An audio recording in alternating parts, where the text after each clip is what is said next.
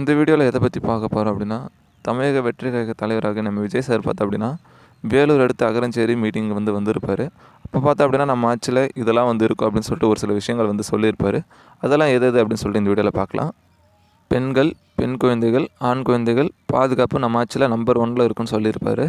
அதோடு பார்த்தா அப்படின்னா சட்டம் ஒழுங்கு ரொம்ப ஸ்ட்ரிக்டாக இருக்கும் அப்படின்ற ஒரு விஷயத்த சொல்லியிருப்பார்.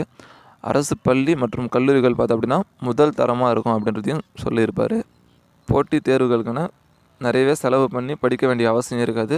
அரசு பள்ளி மற்றும் கல்லூரிகளிலே பார்த்தா அப்படின்னா அந்தந்த ஸ்டாண்டர்டுக்கு ஏற்ற போல் போட்டித் தேர்வுகள் உருவாக்கப்படும் அப்படின்னு சொல்லிட்டு சொல்லியிருப்பார். மாநில மற்றும் ஒன்றிய அரசுகளின் அலுவலகங்கள் பற்றியும் வங்கிகளின் செயல்முறைகள் பற்றியும் மாணவர்களுக்கு தெளிவான புரிதல் ஏற்படும் வகையில் தேர்வுகளற்ற பாடமாக கற்பிக்கப்படும் அப்படின்றதையும் சொல்லியிருப்பார். இந்தியா முழுவதும் உள்ள ஒன்றிய அரசு கல்விகளும் அதன் சேர்க்கைகளும் அட்மிஷனும் குறித்து மாணவர்களுக்கு தெளிவான புரிதல் ஏற்படும் வகையில் உருவாக்கப்படும்.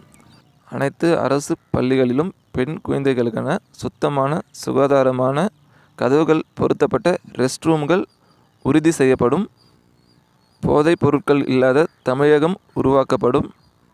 மாவட்ட கலெக்டர்கள் மற்றும் எஸ்பிக்கள் சரிபாதி பெண்கள் இருக்கும்படி செய்வோம். மலை கிராமங்களில் அரசு ஆரம்ப சுகாதார நிலையத்தில் பிரசவம் பார்க்கும் வசதியுடன் அமைக்கப்படும்.